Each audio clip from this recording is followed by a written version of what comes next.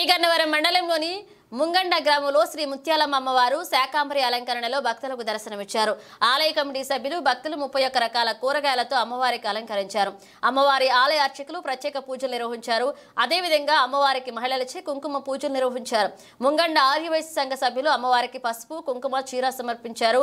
మాజీ మండల పరిషత్ అధ్యక్షురాలు అంబటి భూలక్ష్మి కోటేశ్వరరావు దంపతులు, మాజీ సర్పంచ్లు నేలపూడి దుర్గారావు, చిట్టి కుమారి, ఉప సర్పంచ్ పెచ్చేటి వెర్రియా, నందెపు తాత, భావన పట్టాభి, ముక్కామల సూరిబాబు, భావన శ్రీను, జల్లూరి గుప్తా తదితరులు అమ్మవారిని దర్శించుకున్నారు. అదేవిధంగా భక్తులందరూ పాల్గొని మొక్కుబడులు చెల్లించుకున్నారు.